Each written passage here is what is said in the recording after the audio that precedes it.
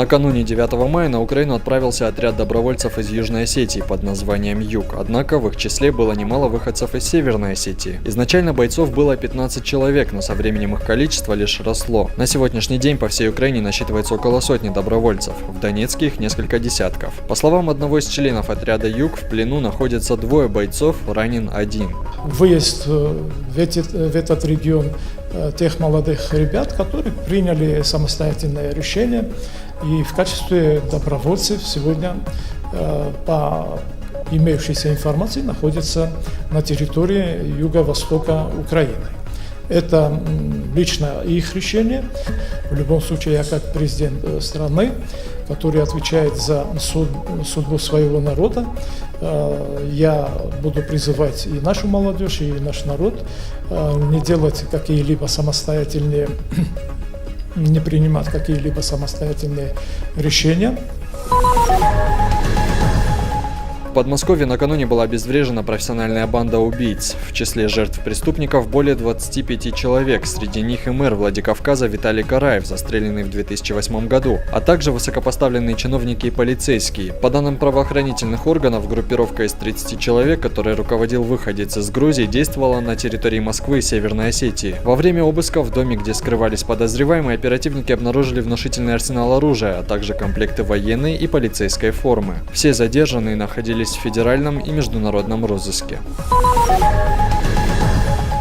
В центре Владикавказа состоялась акция по отказу от курения. С самого утра волонтеры предлагали жителям города положить сигареты в специальный контейнер, а взамен получить конфету. Подобная акция в нашей республике проводится впервые. Как сообщает Роспотребнадзор, курение – самая распространенная вредная привычка в России. Курят в стране 65% мужчин и 30% женщин. По республике цифры ниже лишь в отношении представительниц прекрасного пола. В планах у инициативной группы организовать масштабную акцию, задействовав в войне против табака до сотни волонтеров. А пока можно с уверенностью сказать, что генеральная репетиция к массовому мероприятию прошла успешно. За час волонтерам удалось поменять на конфеты более 150 сигарет. Организаторы обещают поощрить участников антитабачного движения и утилизировать табак.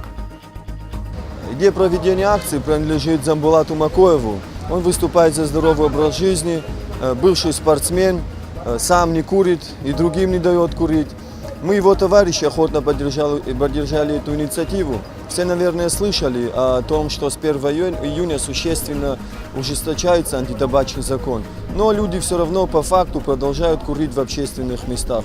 И мы с подачи Дзамбулата таким образом решили высказать свой протест.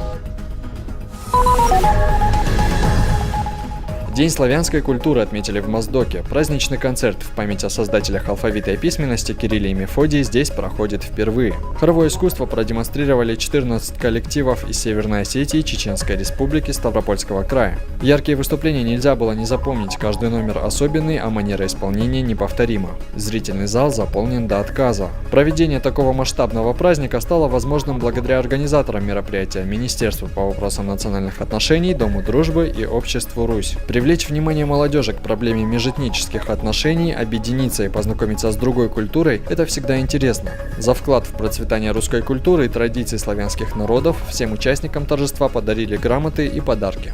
Мы хотим этими праздниками, этими концертами показать, что мы сострадаем нашим братьям-славянам, нашему украинскому народу, что на самом деле пусть будет очень хрупкий мир, но ни в коем случае нельзя допускать никакой братоубийственной войны.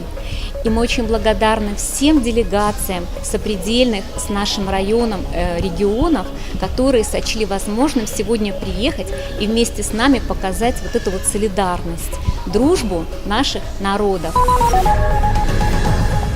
Обладатель множества регалий по различным видам боевых единоборств Георгий Залеев продемонстрировал североостинским бойцам свой грэпплинг. Он провел мастер-класс в бойцовском клубе «Звезда» в поселке Михайловское. За 3 года тренерской деятельности Георгий успел воспитать чемпионов и призеров по грэпплингу, бразильскому джиу-джитсу, боевому самбо и ММА. Цель тренинга – передать накопленные знания и опыт молодым бойцам. Для меня эта мечта, по сути, сбылась, потому что я очень давно хотел приехать не просто на родину моих предков, да, не просто в Осетию, а еще и провести семинар, если бы это кому-то было интересно, и как бы помогать ребятам, потому что, ну, скажем, есть те знания, которыми я готов поделиться с радостью, да, и я очень давно хотел это, потому что у нас самый, наверное, один из самых богатых на хороших спортсменов край.